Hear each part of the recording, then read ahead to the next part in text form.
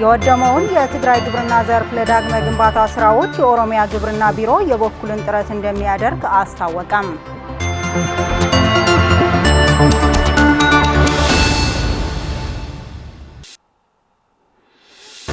ኦቻ የትግራይ ግዛታዊ መሬትን አከራካሪ ቦታ ሲል የተጠቀመበትን አገላለጽ በአስቸኳይ እንዲያስተካክል የትግራይ ዓለም አቀፍ ምሁራትና ባለሙያዎች ጠየቁ።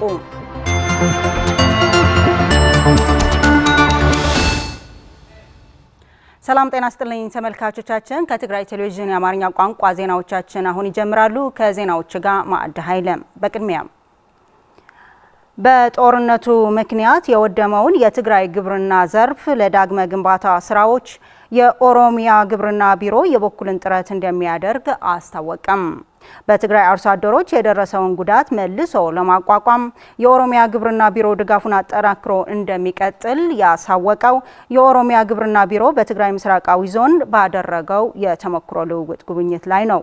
ፉርቱና ገብሩ ተከታትለዋለች። በትግራይ ጦርነት ምክንያት ከፍተኛ ውድመት የደረሰው የግብርናው ዘርፍ ከፕሪቶሪያዊ ሰላም ስምምነት በኋላ ዘርፉ ባለው አቅም ለማንሰራራት አርሶ አደሩ ባለው ግብዓትና ንብረት ተጠቅሞ በመጠኑም ቢሆን ወደ እርሻው መመለሱን በማስታወስ የኦሮሚያ ግብርና ቢሮ የተለያዩ ድጋፍ ያደረገ መቆየቱን ተከትሎ ቡድኑ አሁናዊ ሁኔታ ለመታዘብ በምስራቅ ትግራይ በኸልተው ላዕሉና በሐውዜን ጎብኝቷል። ለጣሊያን ሀገር ያው ሰርቲፊኬት አለ፣ ተወዳዳሪ ታዋቂ ኢትዮጵያን ክልልም አስተዋውቂ ያለሁኝ ማለት ነውና ክልሉ በሙያ በስራዬን ታይቶ ቦታ እንዳረባ ቦታ ተሰጥቶኛል ማለት ነውና ጥሩ ይሄድን ጥሩ እድገት ደርሰናል ነበር። ከግል አልፎ ከሀገር አልፎ ከክልል አልፎ እስከ ሀገር ደረጃ እስከ ውጭ ጥሩ እየሰራን ነበረ። በመሃል ላይ ግን ያለፈው ሁላችንም የምናውቀው ጦርነት ተነስቶ ያው እንዳልነበረ አድርጎናል ማለት ነው። የትግራይ አርሶ አደሩ ያጋጠመውን መጠነ ሰፊ ጉዳትና ውድመት ተቋቁሞ ለዳግመ ግንባታ እያደረገ ያለው ጥረት የሚደነቅ ነው ያሉት የኦሮሚያ ግብርና ኃላፊ አቶ ጌቱ ገመቹም ይህ አርሶ አደር ወደ ነበረበት ለመመለስ ያለው ጽኑ የልማት ፍላጎት በተግባር ያየንበት ጉብኝት ነው ብለዋል። ከጀርባችን ያለው የፊዚካል ስትራክቸሩን አፈርና ውሃ ጥበቃ ስራውን የተሰራበት ሁኔታ ስንመለከት አስተማሪ የሆነ ስራ ነው የተመለከት ነው። ይሄ አፈርና ውሃ ጥበቃ ስራ ፊዚካል ስትራክቸሩን ብቻ በመስራት ሳይሆን ከፊዚካል ስትራክቸሩን ከላይቭሊሁድ ከአርሶ አደሩ ኑሮ ዘይ ጋር በማስተሳሰር እየተሰራ ያለው እንቅስቃሴ ትልቅ እንቅስቃሴ ነው ያለው። እኔ በአጠቃላይ በእውቀት ላይ ተመስርቶ ስራዎችን እየመሩ እንደሆነ የአመራሩ ኮሚትመንትና ህዝብን ለመለወጥ እየተሰራ ያለው ስራ ስንመለከት እኔ በጣም ትልቅ የሆነ ተስፋ ነው የሰጠኝ ማለት ነው። ይህ አርሶ አደር ያሰበበት ለመድረስ እንቅፋት የሆኑ ችግሮች መታዘባቸውንና ይህን ለመፍታት ደግሞ እንደ ኦሮሚያ ግብርና ቢሮ ከፌዴራል መንግስት ጋር በመቀናጀት አስቸኳይ መፍትሄ ለማበጀት እንተጋለን ብለዋል። ይሄ አካባቢ በጦርነት የተጎዳ አካባቢ ነው። ህዝቡ ህብረተሰቡ በክላስተር ተደራጅቶ በኢሪጌሽን ስራ ጀምሯል ማለት ነው። ይሄ ስራ የሚያስተጓጉሉ ነገሮች ደግሞ አሉ ማለት ነው። ለምሳሌ በብዛት ያነሱት የነዳጅ ጉዳይ ነው። ነዳጅ ከሌለ ፓምፕ ሊጠቀም አይችልም አርሶ አደሩ።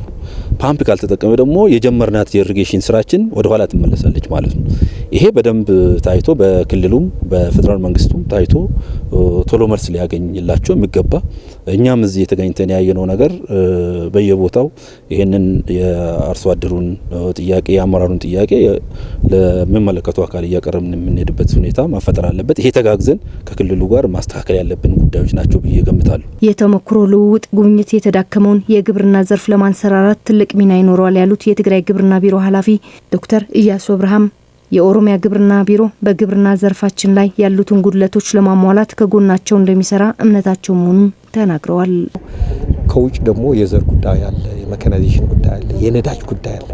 እነዚህ ጥረት ላይ በግብርናችን ወደፊት እንዳንሄድ እጥሮት እየገጠመን ነው። ስለዚህ እገዛ ፈልጋለን የሚል ነው። ስለዚህ አንደኛ ልማታችን ላይ በዚህ በችግር አኳያም እያለን ትግራይ ላይ ምን እያለማ እንደሆነ ለማየት ሞክረዋል።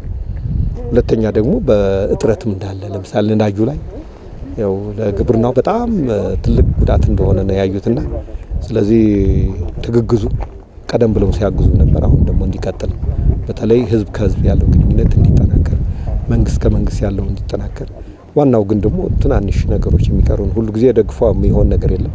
ግን ትንሽ ሆኖ ግን ትላልቅ ነገር የሚያመጡ ለምሳሌ ምርጥ ዘር ላይ ትንሽ ነው፣ ግን በግብርናችን ላይ ደግሞ ምርታማነት የሚያሳድግ ነው። የትግራይ ግብርና ለማዘመን ከኦሮሚያ ግብርና ቢሮ ጋር በመቀናጀት እንደሚሰራ ተገለጸም።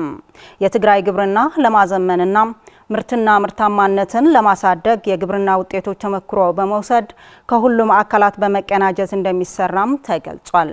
ፉርቱና ገብሩ ተጨማሪ አላት።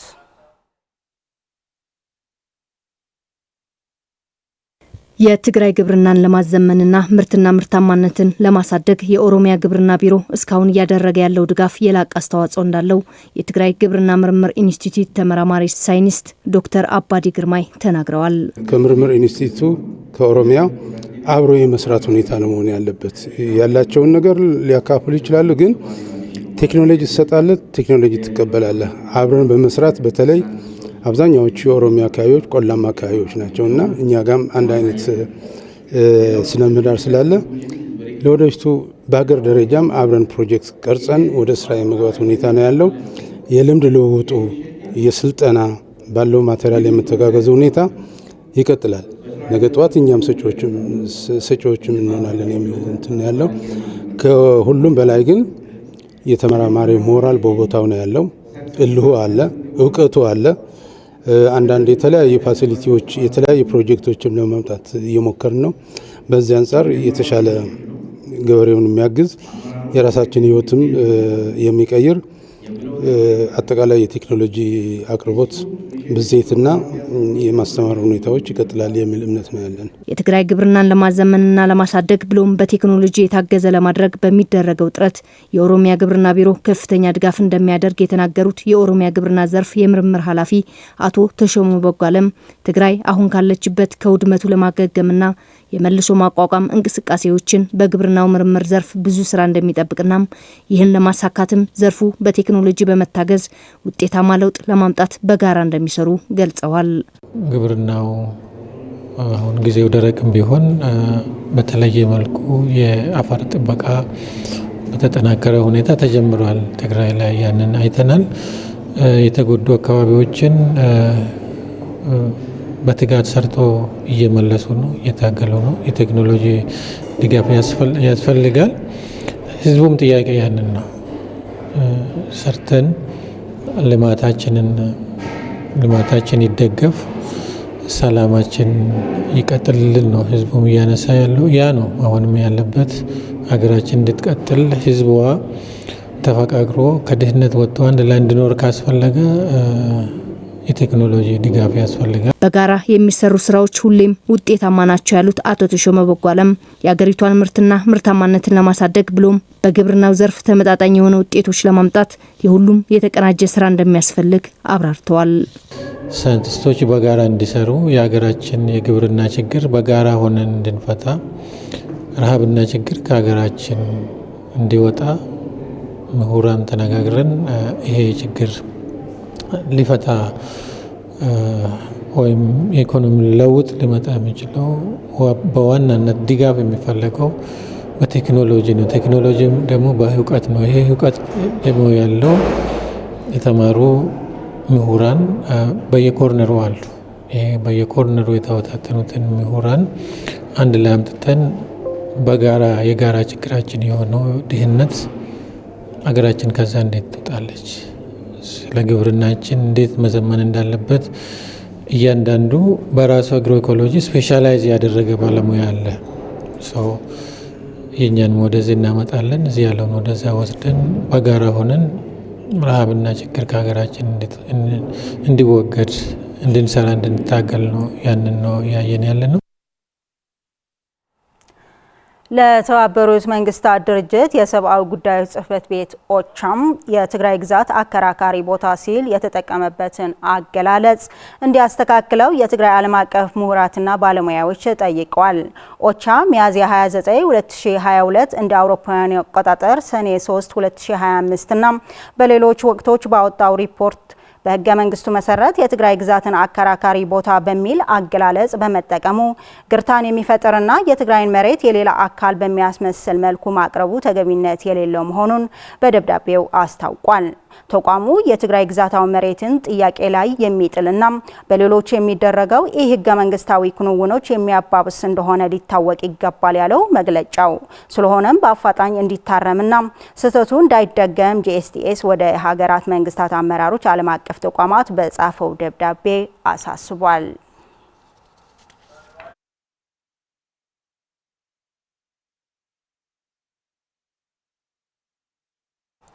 በጽምብላ ወረዳ ጥገና የተደረገላቸው ትምህርት ቤቶችን በፀሐይ ኃይል የሚሰሩ ንጹህ የመጠጥ ጉድጓድ ውሃ ተመርቀው አገልግሎት መስጠት መጀመራቸውን ተገለጸ።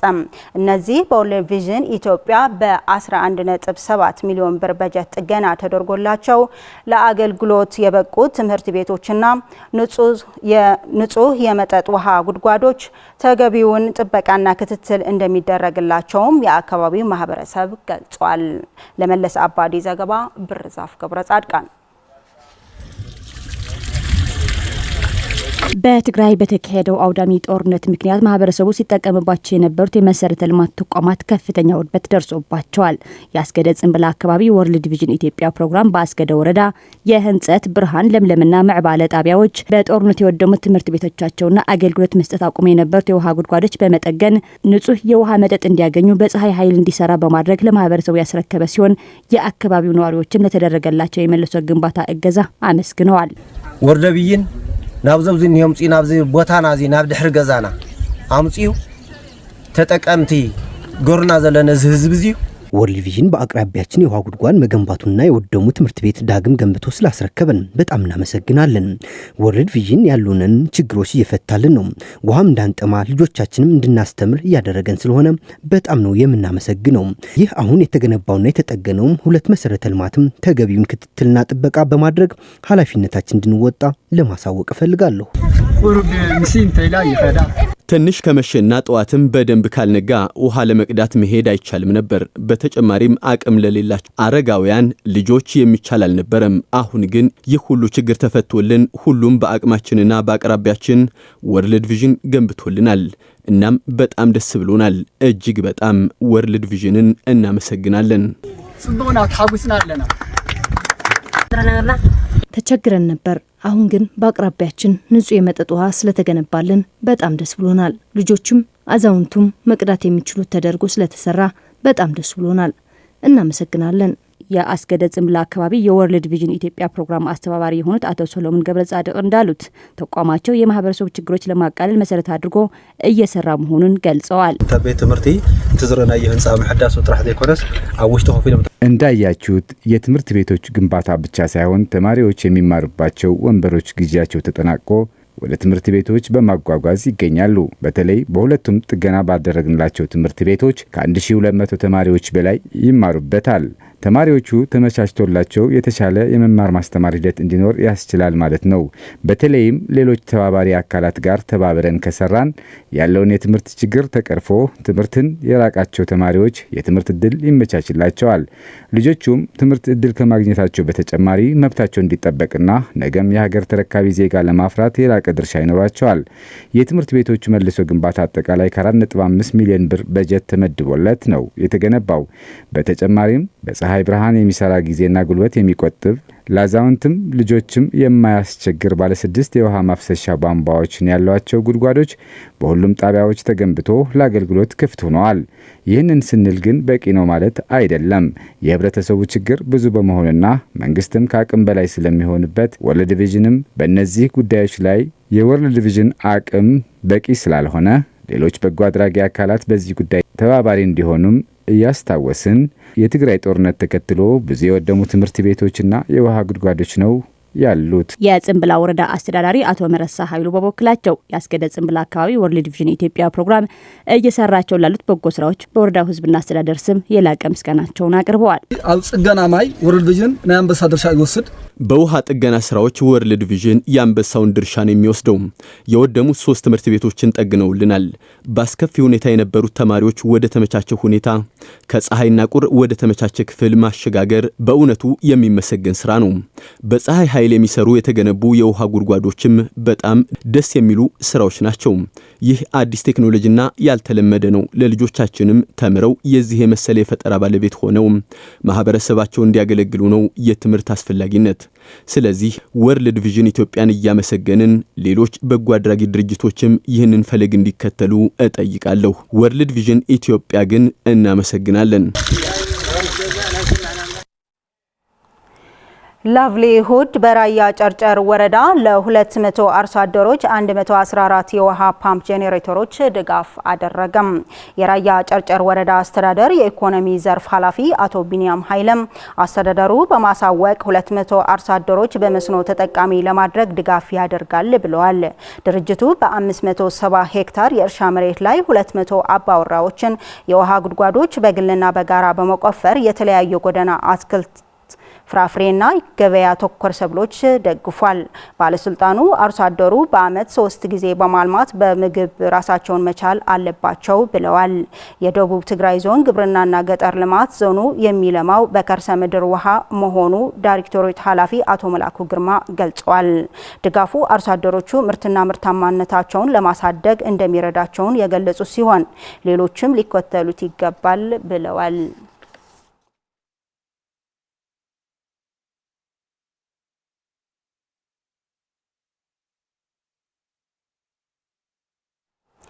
በመጨረሻም የዓለምን የውልደት መጠን ማሽቆልቆል ምክንያት ምንድነው በሚል በተደረገው ጥናት በተባበሩት መንግስታት የመራባት መብት ተቋም UNFPA ሪፖርት አቀረበም። ተቋሙ በመቶ ሚሊዮኖች የሚቆጠሩ ሰዎች አሁን ላይ የፈለጉትን ያህል ቁጥር ልጅ መውለድ እንደማይችሉ አስጠንቅቋል። በ14000 ሰዎች ላይ በተደረገው ጥናት ከአምስቱ መካከል አንዱ የፈለገውን ያህል ልጆች አለመውለዱ ወይም መውለድ እንደማይችል ተናግሯል። በዚሁ ጥናት የቀረቡት ሀገራት ደቡብ ኮሪያ፣ ታይላንድ፣ ጣሊያን፣ ሃንጋሪ፣ ጀርመን፣ ስዊድን እንዲሁም ሌሎች 1/3 የዓለማችን የህዝብ ቁጥር የሚሸፍኑ ናቸው። እነዚህ ሀገራት ዝቅተኛ፣ መካከለኛና ከፍተኛ ገቢ ያላቸው መሆኑም ተገልጿል። የተቋሙ ኃላፊ ዶክተር ናታሊያ ካንም በበኩሏ በዓለም ታይቶ በማይታወቅ መልኩ የመውለድ መጠን ማሽቆልቆል እየታየ መሆኑ አሳሳቢ ነው ብላለች።